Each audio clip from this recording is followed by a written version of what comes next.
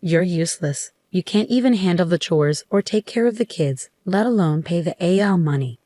Kyle finally showed up at the hospital 3 weeks after my car accident, saying these mean things without caring about me lying there in the hospital bed. At first, I hoped Kyle came because he cared about me, but I was disappointed. I sighed deeply. Honestly, I had already been thinking about getting a divorce. I didn't expect Kyle to bring it up now, but I guess it's a good thing. It saved us both some trouble. Fine, I agreed quickly, which surprised Kyle. He didn't know I was already ahead of him.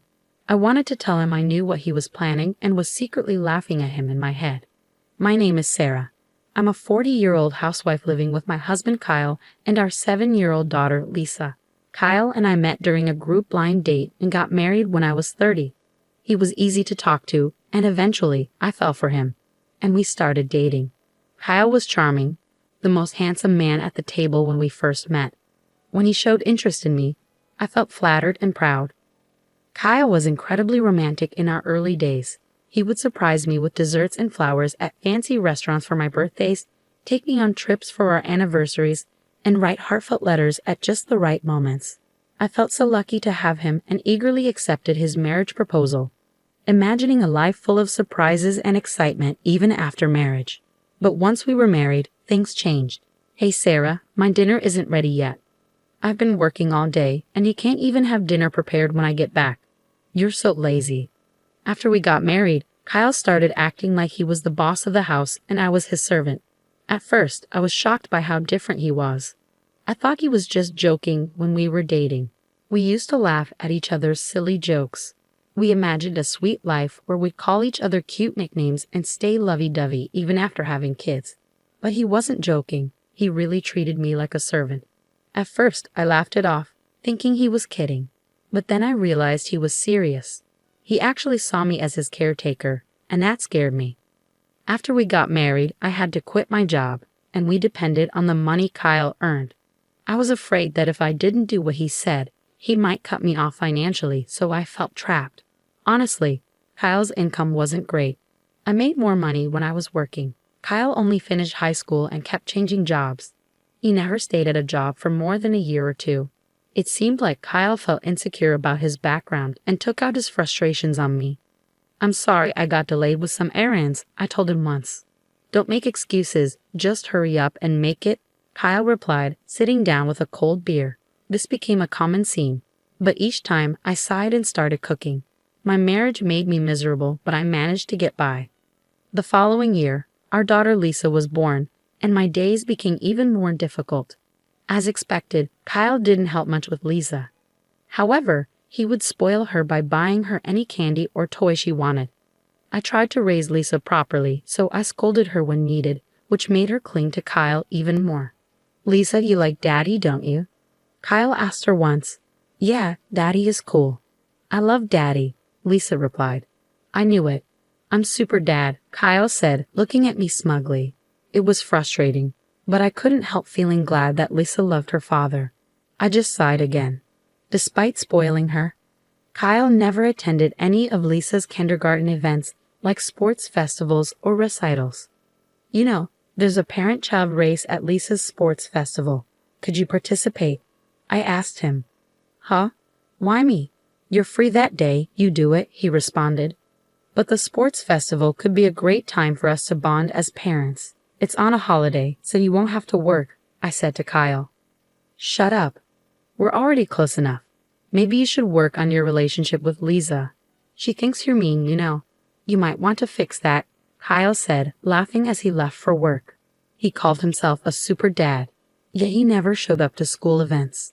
I worried that Kyle's habit of being easy on himself but hard on others might influence Lisa. He continued to leave all the housework and childcare to me and was lazy at home. Now Lisa is 5 years old and ready to start elementary school, but Kyle was still jumping from job to job. He had just quit his factory job last month and moved to a food and beverage company. I'll be working weekends at my new job since it's in the food industry, he said. Looks like we'll hardly see each other then, I replied. Can't be helped.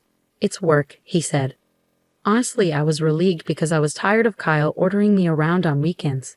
Now I wouldn't have to be nagged by him to clean the floor or serve meals quickly. But if Kyle was out on weekends, Lisa would be sad.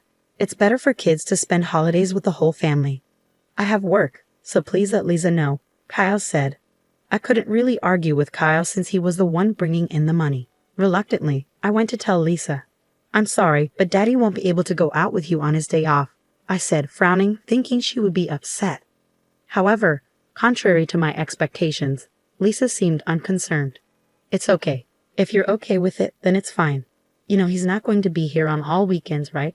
Daddy has been smelling strange lately, she said. A strange smell? I asked, puzzled. Lisa nodded and went back to her room. What on earth was she talking about? I've been so busy with housework and taking care of our child that I hadn't noticed much about Kyle lately. Our marriage was not like it used to be, and I tried to avoid being around Kyle to keep things calm. The strange smell Lisa mentioned might be from the factory, I thought. Factories often use special solvents, so it made sense that Kyle could come home with a weird smell. If that was the case, the smell would probably go away soon. Kids are really honest, which is what makes them so endearing.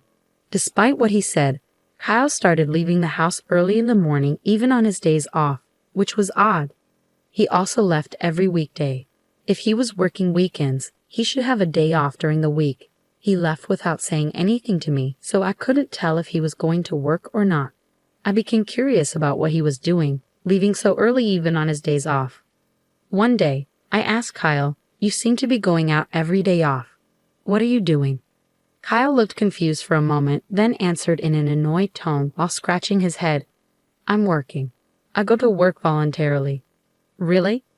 But you should take care of yourself, or your body won't hold up," I replied. "Shut up. Don't complain about my job," Kyle snapped back. I didn't understand why he got so angry when he often complained about my housework and child rearing. I didn't believe what Kyle said. There's no way he, who usually avoids trouble, would go to work voluntarily on his days off. I knew this from watching him closely over the years. If he was that passionate about work, he would have stayed at his previous job longer. I'd also started paying attention to the strange smell that Lisa mentioned. Indeed, Kyle came home with a sweet, strong fragrance. This strange smell was not from the factory. Why hadn't I noticed this before? I blamed myself for being so naive and vowed not to make the same mistake again. From then on, I decided to watch Kyle more carefully, especially on weekdays when he said he was going to work. He seemed to wake up an hour earlier than usual and took extra care grooming himself. He appeared to be in a good mood on those days, which varied from week to week, sometimes on a Monday, sometimes on a Thursday. But it was clear that Kyle was happy on those days when he left the house. I went into his room to look for any clues. I felt like a detective searching a house. Since I always cleaned Kyle's room, I knew it well and didn't feel bad about snooping around. If Kyle had hidden anything, it would be in a place not easily seen. I searched carefully under the desk and bed. Finally, hidden in a candy tin in the closet, I found a bunch of letters. What were these? All the letters were from the same person named Patricia. They had been sent through the mail, the oldest letter from 4 months ago and the newest from yesterday. As I read the letters, I saw phrases like, "I regretted when we broke up, but now I really love you, and I want to go back to the time when I was with you." It sounded like something a lovesick teenager would say. At first, I thought maybe Kyle's ex-girlfriend was sending these letters on her own. But then I read a line that worried me. "I'm glad you like me again. I'm looking forward to our next date." This was from last week. It looked like Kyle was seeing this Patricia. Today he was definitely up to something. I took photos of the letters with my smartphone as evidence. I thought about taking the letters but didn't want to make Kyle suspicious. Even with these letters, I felt I didn't have enough proof. After thinking it over, I decided to hire a private investigator to check on Kyle. 3 weeks later, the investigator gave me the results. He brought photos of Kyle and Patricia close together in the park at night, and even a recording of them saying, "I love you," to each other. I accepted the facts calmly. With solid proof in hand, I went to the municipal office and came back with a divorce form. Now that I knew Kyle was cheating, I had no reason to stay with him. I planned to confront him with the divorce papers the next time something happened. I returned home and let out a deep sigh. I was acting resolved, but honestly, I was heartbroken. I was upset with myself for having married someone as careless as Kyle. I was thinking about resting a bit before making dinner when my phone rang. "Hello?" "Yes, Sarah. Do you have time to talk?" "Yes. What's going on? I was surprised to get a call from my father. He usually doesn't call me. Actually, your mother and I were talking yesterday and we're thinking about transferring our assets to you soon. Huh? What happened? My father ran a company that sold imported goods to Japanese corporations. I was the daughter of a big company president, but I never told Kyle about this. I thought it would make me sound boastful, especially since Kyle jumped from one job to another. We're getting old and thinking about retiring. We thought about keeping the company going but didn't want to push it on to you, our only daughter, so we decided to step back. I see. I felt guilty about not taking over the company, but my parents respected my decision and had planned for the future. I was touched by their thoughtfulness. We're thinking of handing over our assets to you. Our total wealth is $17 million, but we're fine with just $3 million. We decided to give you the remaining $15 million. What? $15 million? I was shocked. That was more money than I could ever imagine earning in my lifetime. Yes, there will probably be inheritance tax, but you'll still have plenty left. You won't have to worry about living expenses for the rest of your life, Dad said. Thank you. I expressed my deepest gratitude to my father and mother and hung up. Soon $15 million would be coming my way. With that money, I wouldn't have any worries, even if I divorced Kyle. No offense to him, but he probably couldn't earn that much. I felt relieved and was in a daze for a while. I glanced at the clock. It was 6:00 p.m. I realized I needed to make dinner and checked the fridge, but there were no groceries left. I got ready to go shopping at the supermarket. My heart was light, but I also felt a sense of urgency that Kyle might come home soon. As I was hurrying across the last crosswalk to the supermarket, the light turned green. Watch out, someone yelled, but it was too late. My body was already in the air, and then I hit the ground hard. The sharp pain shot through my head, and without understanding what had happened, I lost consciousness. When I woke up, I was lying on a hospital bed. The first thing I saw when I opened my eyes were my parents and Lisa. Sarah, thank goodness, Mom said. Lisa was crying next to me. I gently stroked her head. You were hit by a car and broke both legs. They say it will take 5 months to fully recover. 5 months? I felt dizzy thinking about being out of action for so long. From that day on, I was stuck in a wheelchair. Although the nurses took care of me, I felt frustrated and annoyed because I couldn't use my legs. During my stay in the hospital, my parents and friends visited me. My parents were taking care of Lisa now since Kyle was always at work. I thought that was better for her. I was glad everyone visited, but Kyle never came. I started to doubt his care, thinking, aren't we husband and wife? However, 1 week after I was hospitalized, Kyle finally showed up. Hey, feeling good? Kyle asked sarcastically. Yes, man, it's a mess at home without me, I replied lightly. Kyle always complained about my housework as soon as he spoke, showing no empathy. I sighed, thinking he would be at least a little worried about me. What can I do? I was in a car accident, I snapped back. Kyle looked at me with disdain and said, You're useless if you can't do housework or take care of the child. That's the worst, and you should pay alimony. He said such horrible things to his hospitalized wife.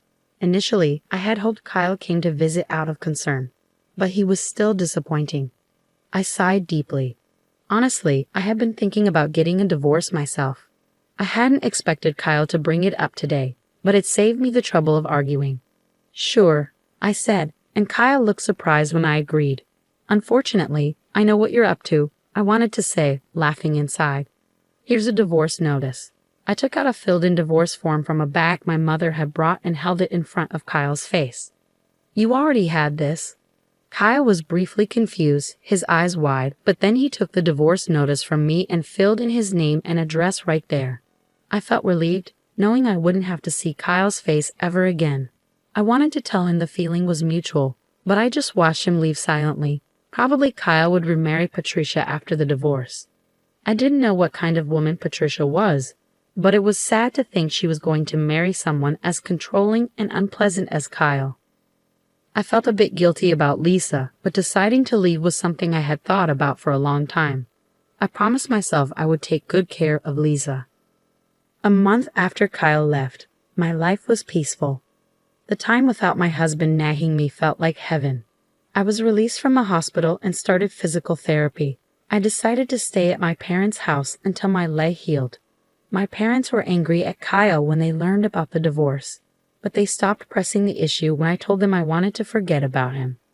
Lisa didn't seem lonely even without her father around and was happily going to elementary school. In the end, Lisa also noticed Kyle's domineering behavior and probably didn't see him as a father anymore. I was convinced that divorcing Kyle was the right decision, but one afternoon, I got a call on my mobile phone. I ignored it when I saw Kyle's name, but the phone kept ringing nonstop. Eventually, I answered the call. "Hey Sarah, when are you coming back?" Kyle's words made no sense to me, and he sounded like he was about to start yelling. "What do you mean, coming back? You married Patricia, didn't you?" I replied. When I mentioned Patricia's name, Kyle sounded surprised and exclaimed, "How do you know that?" "Did you think I didn't know you cheated? That's why I asked for alimony." "Yes, that's right, but alimony and child support, I can't pay that." "Why do I have to pay alimony anyway? You, who never did the housework, should be the one to pay," Kyle argued. I was shocked to hear Kyle's argument. I had asked for alimony and child support through a lawyer, but he hadn't paid yet. I knew Kyle didn't have a lot of money, but he should find a way to pay. Yet here he was, saying something ridiculous like I should be the one to pay alimony. "I noticed your affair and gathered evidence. Did you see it from the lawyer?" It seemed that Kyle had already seen the evidence from the detective agency. That would make things easier, but him calling me was ridiculous. "I wanted a divorce even before I found out about the affair because you never helped with housework or childcare, and you complained all the time. I'm not your housekeeper, you know, but it's good you're married now. You have someone else to look after you. But here's the thing, Patricia can't do housework. Before we got married, she said, leave everything to me. But once we got married, her cooking is terrible and she doesn't clean. I would have been better off with you. Marry me again. After all, you don't have any money, right? Lisa liked me too, didn't she?" Kyle said, which annoyed me. "What are you talking about? You divorced me and remarried. You're her partner, not my responsibility. And sorry to say, Lisa doesn't like you. And I have money." "Don't lie to me. There's no way you have money. You were a housewife. You can't live without me." I had no intentions of telling Kyle about the fortune I inherited from my parents, but faced with his aggressive attitude, I had no choice but to reveal it. My parents are CEOs. Recently, I inherited their assets. It's around $52 million in total, so I can live without working for the rest of my life. I could almost visualize Kyle gaping on the other end of the phone as he heard about this fortune. "You're lying. There's no way you have such a huge amount of money." "It's true. If you want, I can have my parents tell you." With that, Kyle finally seemed to believe my words and fell silent. Then he suddenly yelled, "If it's true, why didn't you tell me?" "Well, I wanted to tell you, but I knew about your affair and I thought the worst of you, so I thought it didn't matter." At that point, I hadn't yet inherited the assets and there was no issue of property distribution. Kyle bit his lip in frustration. He probably never imagined I had such assets. He must be regretting that he divorced me. But I didn't want to suffer his terrible behavior anymore. "Can I hang up now? Please pay the alimony properly, reflect on your actions, and never call me again. Goodbye." With that, I hung up the phone. I immediately blocked Kyle's number so he couldn't call anymore. "Mom, who were you talking to?" Lisa walked into the room and asked curiously. "Just a friend," I replied. "But Lisa, do you want to go to the amusement park this weekend?" "Yes." Lisa smiled happily. Seeing her smile reminded me that her happiness was all that mattered to me. A few days later, I heard that Kyle had broken up with his new wife, Patricia. They argued because she wouldn't do housework, and Patricia ended up leaving him. Kyle, having been divorced twice in a short time, would probably find it hard to get married again. I hoped he would stay single for a while to prevent more people from getting hurt. After the divorce, Kyle lost his motivation and quit his job at the restaurant. He would probably find another job, but it might take him some time to get his life back on track. I felt a bit sorry for him, but his problems were his own doing. I blocked his calls so he couldn't ask me for money, and I avoided places where we used to go together. In my life, Kyle had virtually disappeared. Eventually, Kyle paid the alimony but ended up in debt. I don't know how he'll manage, but I hope he learns from his mistakes. I'm still living comfortably at my parents' house. They told us we could stay as long as we like. After my legs fully healed, I started part-time work at a local flower shop. Even though I don't need to work, I find it better to be active and leave the house. I work hard on weekdays and spend weekends having fun with Lisa and my parents. I feel more joy in life than before and want to keep living happily with the people I love. I cherish these happy moments, especially when I see Lisa's smile.